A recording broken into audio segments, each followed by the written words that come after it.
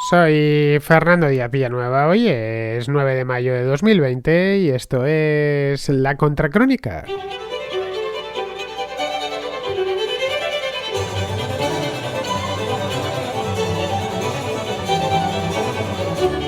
Bienvenidos a La Contraportada, el espacio de libros en La Contracrónica, bueno, de libros o de cómics, que hoy llevamos un cómic como libro de la semana, un cómic o unos cuantos, porque la verdad es que como habéis visto Asterix da para bastante, da para estar leyendo unos cuantos días, diría, leyendo y mirando las ilustraciones de Uderzo o del que vino después, que de Didier Conrad, que es el que hace los Asterix, el que los viene haciendo desde el año 2009. Pero bueno, no adelantemos acontecimientos, ya habrá tiempo a lo largo del programa para hablar de Asterix. Antes de nada os quiero dar, como hago todos los sábados, el número de WhatsApp al que podéis y debéis enviar vuestras contracríticas literarias.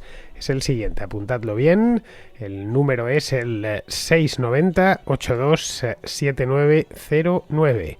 En el caso de que estéis fuera de España, tenéis que poner más 34 delante. No temáis que el coste es exactamente el mismo, da igual, es simplemente para que lo encuentre. Lo digo porque en algunas ocasiones me ha sucedido, no sé si para la contraportada, pero sí al menos para la contrarréplica, que no habían puesto el más 34 y el mensaje pues no les llegaba, porque estaban en algún país de Hispanoamérica. Bien, tenéis, ya sabéis, más 34 690 827909 y una cosita importante, la duración en el caso de la contraportada es más libre, de hecho prefiero que sean más largos que más cortos y que la recomendación del libro sea lo enjundiosa, que nos invite a leerlo, bueno, a no leerlo, es decir, que tampoco os cortéis, si necesitáis 3 minutos o 4 minutos incluso, siempre y cuando se escuche bien, no hay ningún problema, porque lo importante aquí es que se escuche bien, esto es la radio, lo único que tenemos son los oídos y por lo tanto si hay ruidos de fondo, qué sé yo, no sé, un automóvil pasando, un camión, en fin, ruidos generales, al final hace que sea completamente imposible.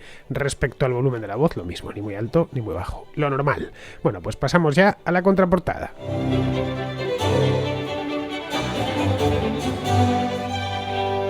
Empezamos el programa de hoy con Agustín, que nos trae un libro sobre la extinta Yugoslavia. Hola Fernando, quería aprovechar la oportunidad para compartir en la contraportada un libro que descubrí casi de casualidad.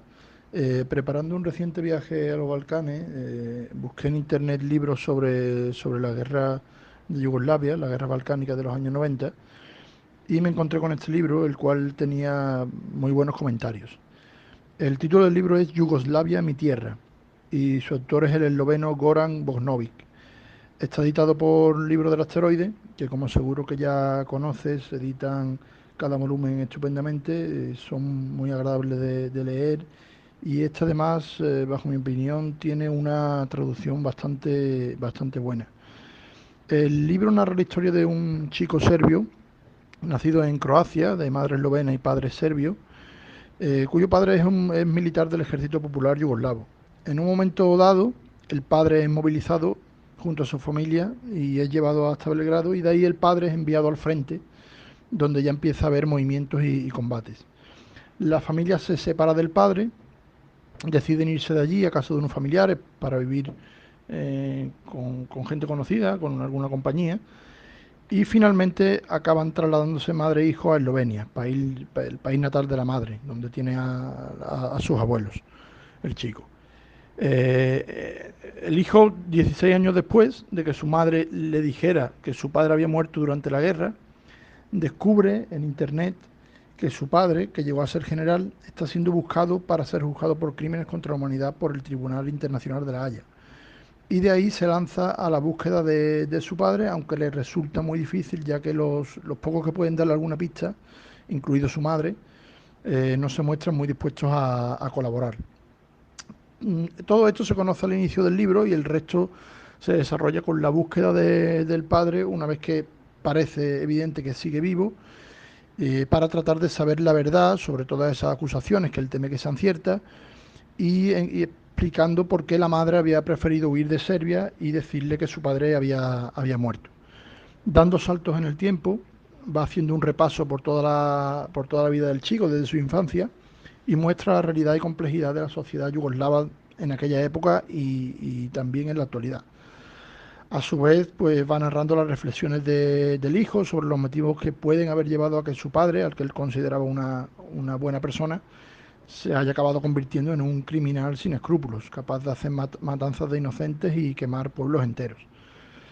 La historia es muy bonita, es decir, no la historia en sí, la cual es bastante dura y a veces triste, pero está contada con mucho tacto y de forma exquisita. Creo que es una lectura muy recomendable. Y si me lo permite, y sin extenderme mucho más, quería comentar, junto a este libro compré otros dos más sobre el mismo tema, y uno de ellos, titulado La fábrica de fronteras, del autor Francisco Veiga, que es profesor universitario de historia. Este libro está editado por Alianza Editorial.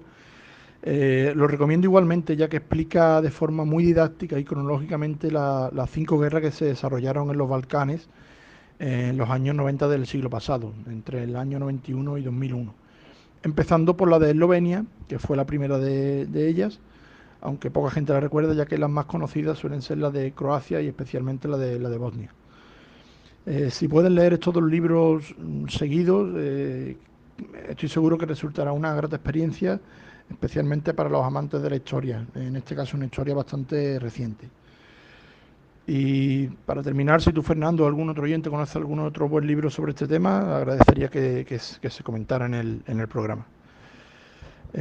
Nada más, muchas gracias por tu programa y ojalá sigas por mucho tiempo con tus contras, que de todas ellas soy un fiel oyente.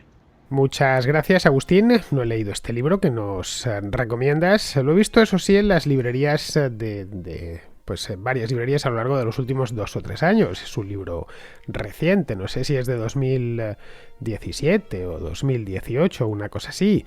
De cualquier modo, se puede seguir encontrando, lo digo porque recuerdo haberlo visto hace no muchos meses cuando todavía se puede ir a la librería. Esto es una de las cosas que no se pueden pisar ahora, espero que las abran, no sé si no es en Madrid porque están ahí en la duda de si vamos a pasar o no vamos a pasar a la fase 1, de todas maneras, si no pasamos esta semana pues ya pasaremos a la siguiente y entonces sí que se podrán abrir las librerías, que es uno de estos negocios donde la gente fina y delicada, es decir, los que escuchan la contraportada, se dejan caer, no sé si a diario, pero sí por lo menos todas las semanas, aunque luego no compres nada, pero al menos te das un paseo, ves las novedades, echas un vistazo y no digamos ya ese placer indecible de hablar con el librero, que es de los mayores placeres que nos da la vida y además es completamente gratuito, ningún librero te cobra por hablar con él, te va a cobrar el libro como es normal, pero aun con todas, que te lo cobres lo suyo, porque los libros no se fabrican solos. Yo he sido siempre un gran defensor de las librerías, ya sabéis que aquí estoy siempre que si el Kindle para arriba, para abajo, pero yo sigo comprando todavía algunas cosillas en papel y de hecho a veces lo hago precisamente para que las librerías sigan existiendo, porque en concreto la que yo suelo ir en mi barrio, pues quiero que siga abierta y la única manera de que siga abierta es que los que leemos pues compremos libros, no hay más, ese es el negocio, su negocio es ese mismo, vender libros de papel.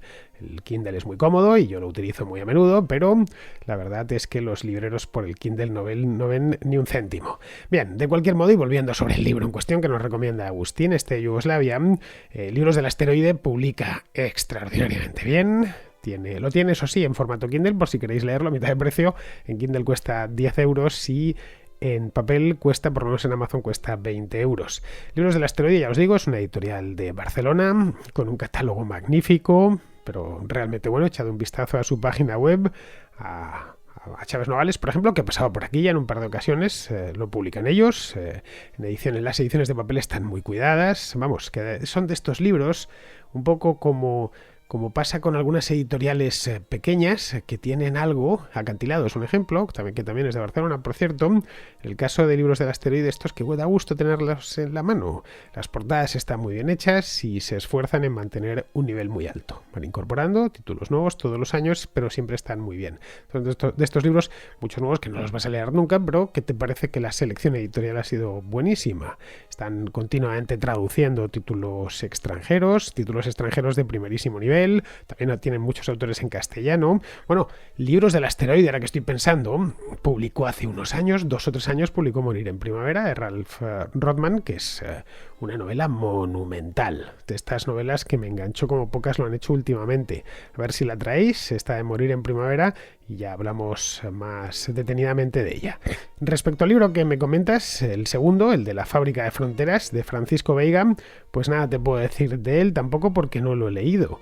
A ver, mi conocimiento de Yugoslavia, o mejor dicho, de la antigua Yugoslavia, porque es un país que ha dejado de existir, que dejó de existir hace tiempo, se mantuvo un poco sosteniéndose sobre parihuelas, al final ya eran solo dos estados, Serbia y Montenegro, solo dos repúblicas, mejor dicho, y ya Montenegro se puso por su cuenta y desapareció como tal. Y lo que tenemos es la República de Serbia, la República de Montenegro separadas, como dos países independientes. El resto se fueron separando antes. Eslovenia, que fue la primera, Croacia, bueno, acordaos lo que pasó en Bosnia, Macedonia, que está en el sur, pero bueno, que no conozco muy bien Yugoslavia, si te soy sincero, y no, nunca me interesa demasiado. Más allá pues de la era de Tito, por ejemplo, esa sí que la tengo más estudiada, leí sobre ella hace años, pero vamos, que es que no es una zona de Europa que me haya interesado demasiado nunca. Las guerras yugoslavas tuvieron lugar durante mi juventud, es decir, que es una parte de Europa que sí que ha estado presente en mi vida. Las guerras de Yugoslavia fueron los años 90, me pillaron a mí en la universidad y las pude seguir, de hecho las seguí bastante en la prensa. Las sigo como me tocó vivirlas, no personalmente afortunadamente, es decir, no estaba allí, pero vivirlas desde lejos y las veía continuamente, los reportajes en prensa, por televisión, etcétera. Lo sigo considerando que me resisto a pensar que es historia. Es lo que pasa con las cosas que has podido vivir y evidentemente pues ya es historia. Han pasado desde que arrancasen las guerras yugoslavas han pasado 30 años, desde 1990, la primera de ellas empezó, fue muy corta, empezó en Eslovenia y se prolongaron pues durante prácticamente toda la década. Tuvo de hecho terminar, lo que se dice terminar en Yugoslavia, no terminaron los problemas hasta 2008 cuando se produce la independencia de Kosovo. Es decir, que estamos hablando de un problema de casi 20 años que arrastraron. Fue una cosa realmente espantosa. Pero bueno, el hecho es que me cuesta todavía pensar que aquello es historia. Aquello de cualquier modo, eso de Yugoslavia fue durante su breve existencia, Yugoslavia nace como país después de la paz de Versalles, un país que poco menos que se inventan. Yugoslavia significaba los eslavos del sur, yugo, creo que en serbo-croata significa sur o meridional o algo así, los eslavos meridionales. Y desde el principio hasta el final, pues los yugoslavos lo padecieron todo lo peor, fue un laboratorio de todo lo peor. Del fascismo, durante la guerra, tuvieron que padecerlo en propia carne, del comunismo después, y luego ya como guinda final del pastel, pues el nacionalismo étnico de los años 90 que terminó por arrasar el país. El estado en el que quedaron lugares como Bosnia, por ejemplo, la ciudad de Sarajevo, yo creo que es bastante ilustrativo de todo lo que sucedió allí durante aquella época. Es más, hay zonas de Yugoslavia que no se han conseguido, de la antigua Yugoslavia, que no se han conseguido recuperar de aquello. No hay más que ver, por ejemplo, el estado en el que se encuentra Macedonia, es un ejemplo. No digamos Bosnia, por supuesto, donde sigue todo tomado con pinzas. He leído a lo largo de los últimos años algún reportaje sobre Macedonia, precisamente, y algunos sobre Bosnia también. Estas cosas que sacan a veces en los periódicos y a los españoles o en el extranjero y que lo lees por pura curiosidad. Dices, bueno, de esto claro, hace 25 años ya, pero veo que las heridas todavía siguen abiertas. En un país que había quedado para el arrastre, pues nos podemos imaginar. A otros no les ha ido tan mal. El caso, por ejemplo, de Eslovenia. En menor medida Eslovenia está en la Unión Europea, está también en la zona euro. En Eslovenia estuve yo hace unos años, me pareció un país pequeñito, muy, muy bonito por cierto. En menor medida Croacia, tampoco le ha ido mal del todo, pero vamos a las otras tres repúblicas, a Serbia, Macedonia y Montenegro, más esa cuarta república que nació, que pertenecía a Serbia y que hoy es un país independiente, que es Kosovo. En fin, ya sabes cómo están y lo mal que lo han pasado.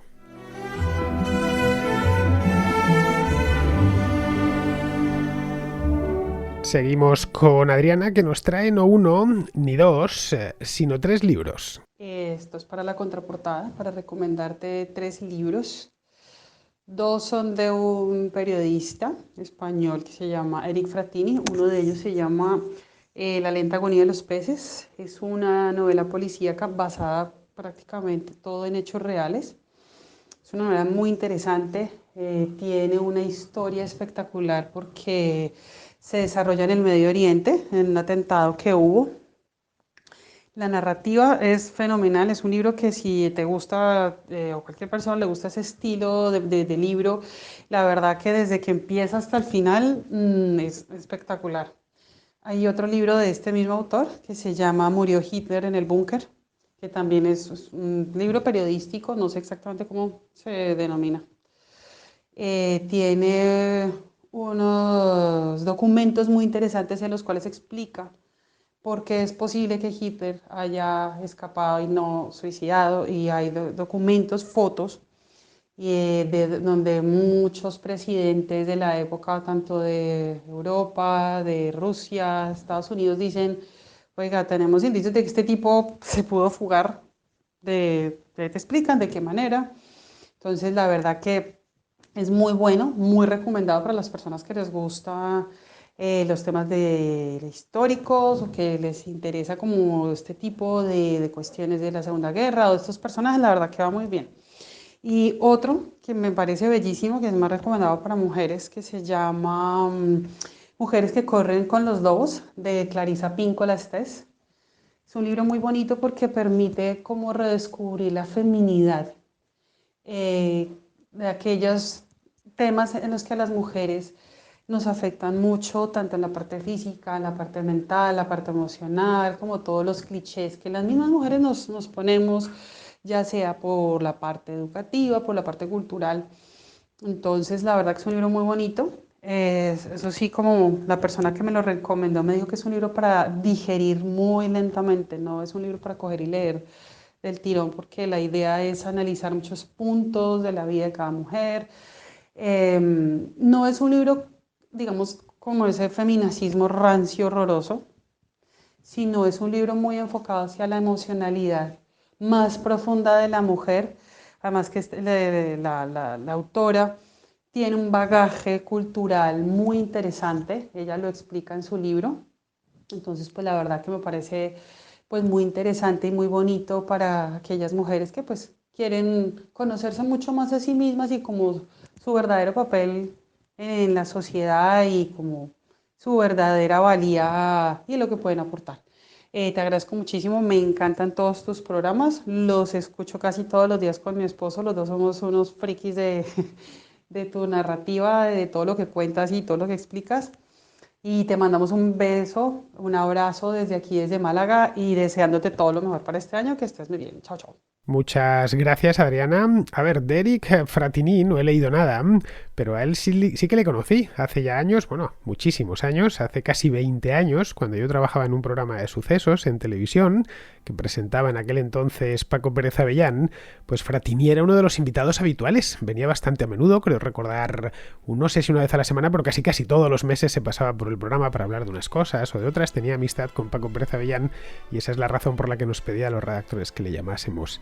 Era el Fratini mucho más joven que ahora, evidentemente. Os estoy hablando, pues, 2002, 2003, una cosa así. En aquel entonces recuerdo que se hablaba mucho de Irak. Bueno, el tema empezó todo en 2002, luego ya en 2003 con la guerra y luego posteriormente pues vino lo de la ocupación y era uno de los temas de conversación habituales. Y Fratini en aquel entonces publicó un libro sobre el tema. Esa es la razón por la cual tuvo mucha exposición mediática.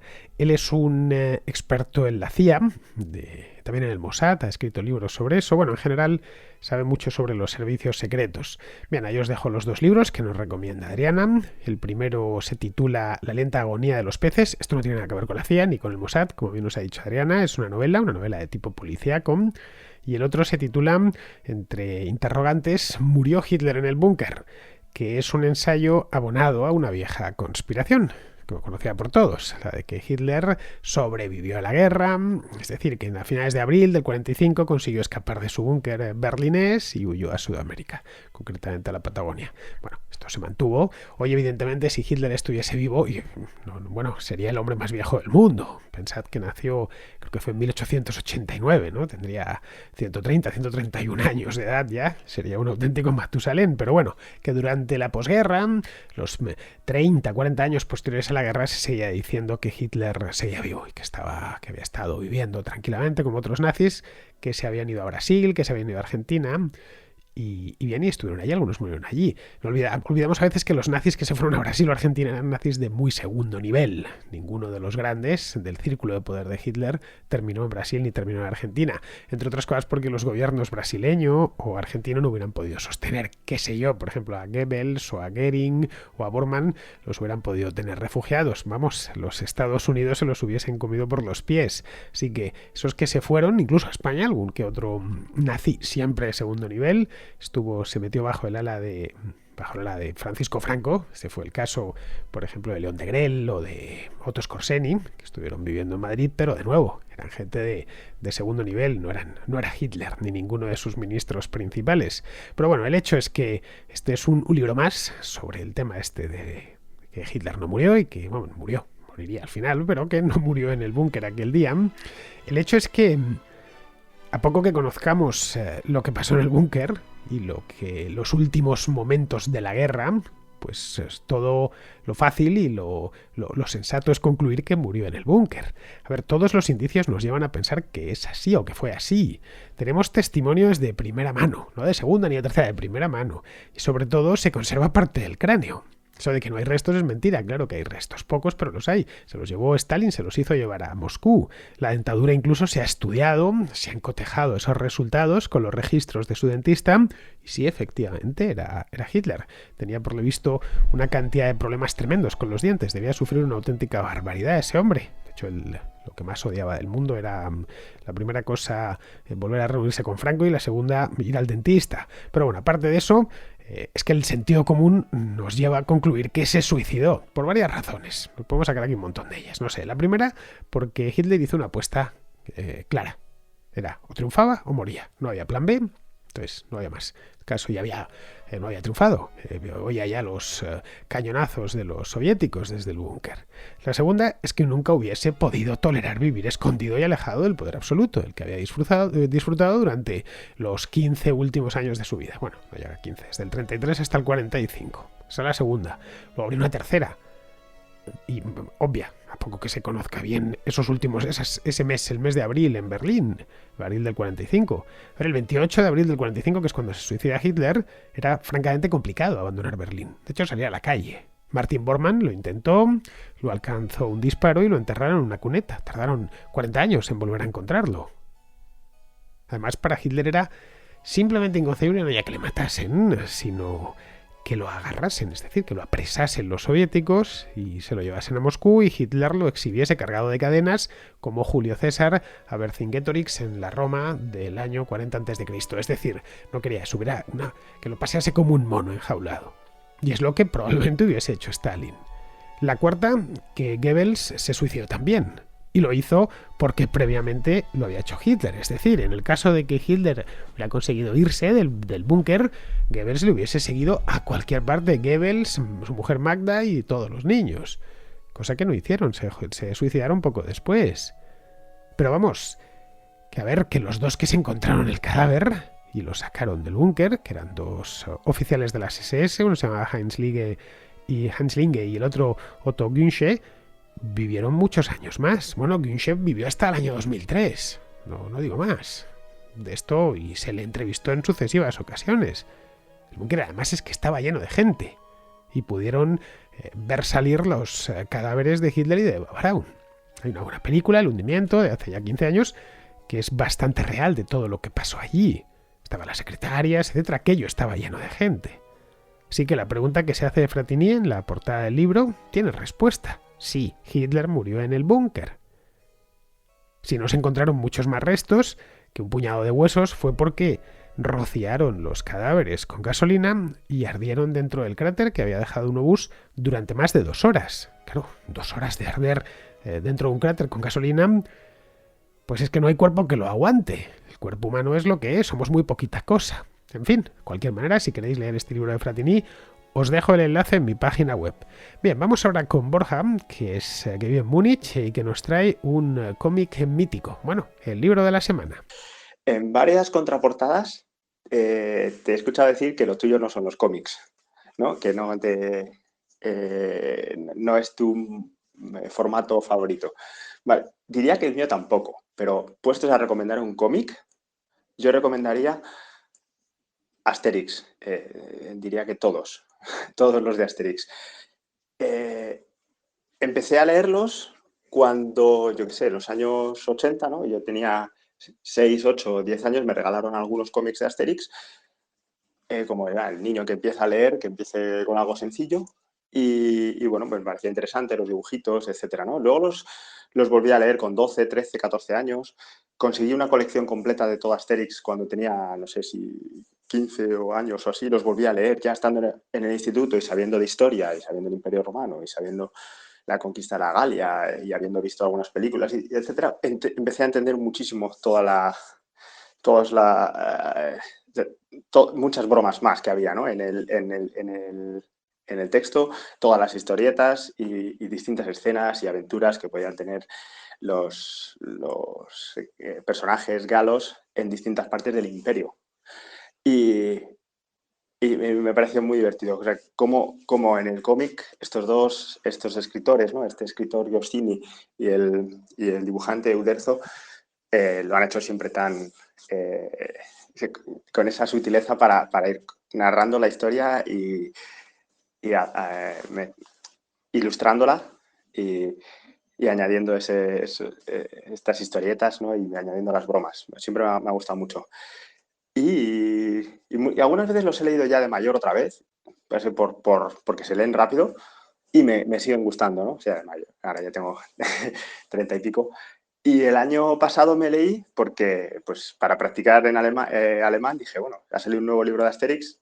Creo que han muerto ya los escritores originales hace años, o el escritor, y se llama Asterix en Italia, Asterix in Italien, me lo he leído en alemán para practicar ello, y también me ha gustado y me he divertido mucho leyéndolo. Se lee rapidito, bueno, quizás si no es tu lengua materna se tarda un poco más, pero sí, me ha gustado mucho. Yo creo que es importantísimo, o sea, me parece que es fundamental, ¿no? Que los chavales de en torno a 12, 15 años se lean los libros de Asterix y entiendan más la historia y además se diviertan. Bueno, un saludo, gracias. Bueno, Borja, yo ya he dicho aquí que no soy muy comiquero, que no me gustan mucho los cómics, pero de niño sí me gustaban. Y uno de mis favoritos era precisamente Asterix. Los leí todos en aquel momento, al menos todos los canónicos, desde luego, y alguno más de los que ya hizo solo Uderzo. Pero claro, era niño y los leí varias veces. Los principales muchísimas veces. Era uno de mis cómics, de mis series de cómic favorito, cuando era niño, junto a Tintín. Asterix me regaló, no sé, horas y horas de diversión y de carcajadas y de disfrute durante mi infancia. Me gustaban Tintín y Asterix. Bueno, Asterix porque básicamente ya me gustaba la historia, a mí con 10 o 12 años, muchísimo. Y luego Tintín porque era periodista. Y yo no es que quisiese ser periodista, pero la idea de los reporteros me gustaba, un tipo que era aventurero y tal y cual. Entonces yo de niño no quería ser deportista, ni quería ser policía. Quería, no sé, ver el mundo y conocerlo y hacer fotografías y esas cosas. Entonces hay que tener mucho cuidado con lo que deseamos a los 12 años porque puede suceder que se termine convirtiendo en realidad. La cuestión es que esto me gustaba porque, bueno, hablaba del Imperio Romano de una manera muy entretenida, los personajes eran magníficos, los estereotipos nacionales eran estupendos. De hecho, a Goscinny y a Uderzo se les ha criticado posteriormente. Estos son estereotipos étnicos, no sé qué, porque pinta a los alemanes con la cabeza cuadrada y a los británicos, los britanos, como tipos muy flemáticos que toman el té a las 5, los españoles, que son unos tipos estirados, muy orgullosos, muy tal. Bueno, según en Asterix en España se torea porque lo había traído el propio Asterix. La verdad es que todo era bastante simpático. Cuando para un niño de 10, 12, pues 14 años es una lectura casi, podríamos decir, adictiva. Yo los leía, te digo, muchísimas veces. He visto también algunas de las películas que hicieron posteriormente. Estas que hicieron, las de dibujos animados son anteriores, no las que hicieron con personas reales, con actores. Estas que hizo con Gerard Depardieu en el papel de Obélix. Pero vamos, no es comparable el cómic a los dibujos de Uderzo y al papel. Que, por cierto, este hombre, Uderzo, murió hace poco, a finales de marzo. Tenía ya más de 90 años y había seguido dibujando hasta los 80, hasta el año 2009. Vamos, no ha muerto de coronavirus, murió porque murió de puro viejo. Ya no recuerdo la razón, Pero vamos, que mucha gente decía, fijaos, el coronavirus ha acabado con el padre de Asterix, pero no. A los 92 años la verdad es que ya uno se puede morir de cualquier cosa. Pues bien, este hombre Uderzo fue el creador de los personajes junto a su socio, que era René Goscinny, que hacía los guiones.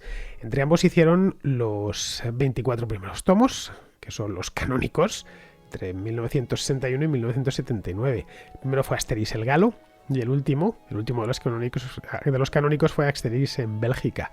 Luego ya a partir de ahí se quedó Uderzo, sacó La Gran Zanja, que fue el primero, que a los críticos pues no les gustó mucho. A mí me encantaba de niño también, aunque tengo que reconocer que hasta de niño me gustaban más los que estaban los dos, porque es que se compenetraban muy bien. Goscinny murió creo que en el 77 o 78, un poco antes de Asterix en Bélgica, que lo debió dejar guionizado. Murió prematuramente con 50 y tantos años, y ya se quedó Uderzo como ilustrador y como guionista. Hizo 10 más, creo, 10 o 12 más, hasta el año 2009, cuando ya se retiró definitivamente. La serie, claro, era una pena que se interrumpiese ahí, así que la continúan, porque siguen activo, otros dos franceses. El guionista es un tipo llamado Yaniv Ferry y el ilustrador un tipo llamado Didier Conrad. De estos no he leído absolutamente nada, ninguno, porque ya pues la cosa me ha pillado muy mayor, no sé qué tal estarán. En fin, que es una serie magnífica, tan magnífica que se queda como libro de la semana, así a modo de homenaje a Uderzo. Bien, vamos con Carlos, que es de Barberà del Vallès, en la provincia de Barcelona, que nos trae un librazo sobre las cruzadas. Mira, el libro del que quiero hablar es un libro de historia, es todo un clásico, es una obra monumental. Y a pesar de ello, a veces da la sensación que te estás leyendo una novela de aventuras, una novela histórica o un libro de viajes, sin que por ello se pierda ni un ápice de erudición. El libro en cuestión o libros, porque la edición que tengo son 3 volúmenes, es la historia de las cruzadas de Steve Runciman. Es una estupendísima historia general de las cruzadas, amena, súper interesante y muy bien escrita. Es de esos libros que la verdad que hacen afición a leer historia. Seguramente, supongo que tras obras que han salido posteriormente, como las de Tierman o las de Asbridge, se habrá quedado un poco obsoleta, como me temo que le ha pasado al libro también sobre cruzadas de Zoe Oldenburg. Pero aún así es una obra impresionante. Yo recomiendo mucho al que quiera leer algo sobre el tema que no se lo pienso 2 veces, a por este. Pues nada más, un saludo y espero que hasta pronto. De Runciman pasó por aquí hace años, al principio del todo. Pasó Vísperas Sicilianas, lo hice el libro de la semana en aquel entonces y no se le había vuelto a ver. Pero vamos, tiene una bibliografía este hombre muy extensa sobre la Edad Media. Está parcialmente traducida al español, no todos sus libros, pero sí unos cuantos. Este que nos trae Carlos es de Historia de las Cruzadas, es quizás su libro más famoso. En rigor fueron 3. Pero en español Alianza Editorial tiene estos 3 volúmenes condensados en uno solo, que es gordísimo, por supuesto. Tiene también otro muy conocido sobre la caída de Constantinopla, otro clásico. Pero volviendo sobre lo de las cruzadas, es uno de los textos clásicos de la materia. Es un libro, mejor dicho, 3 libros de consulta tradicional. Vamos, que cualquier estudiante de la carrera de historia lo conoce y seguramente lo tenga en propiedad porque lo compró. Está muy bien documentado, está muy bien redactado. Runciman pertenecía a esa variedad de historiadores, no muy común, por cierto, que armonizan el rigor con la prosa. Es decir, que no se te pone cuesta arriba su lectura. Luego además tenía otra cosa este hombre, y es que conocía muy bien el Levante Mediterráneo. Él creo que, no sé si era millonario de nacimiento o ganó mucho dinero de alguna manera. La cuestión es que tuvo un montón de años que pudo viajar y pudo estar viviendo un poco donde le dio la gana, ¿no? Vivió en Grecia, vivió en Turquía, vivió en Bulgaria, vivió también en Egipto varios años. Claro, todo ese mundo no le era en absoluto ajeno. Desarrolló auténtica pasión por el Imperio Bizantino, uno de sus grandes especialistas. Llegó a conocer su historia hasta niveles tan íntimos que cuando se puso a escribir sobre Bizancio, sobre las cruzadas, que están muy relacionadas con Bizancio, no lo olvidemos, pues le salió esa vena novelesca, que es tan propia de Runciman. Bien, si os interesan las cruzadas y os queréis sumergir, pero más sumergir bien, completamente en ellas, la historia de las cruzadas de Runciman es vuestro libro. Eso sí, os ponéis un atril para leerlo, o preparaos para levantar pesas, para quedaros sin brazo, porque es un libro realmente grueso, por lo menos la edición de Alianza, que ya os he dicho que lleva los 3 juntos, tiene más de 1000 páginas. Muy bien, pues con esto, queridos amigos, veo ya que me he pasado para variar. Con esto terminamos la contraportada de hoy. Ya sabéis, mañana tenemos contrarréplica, así que aquí os espero. Hasta mañana.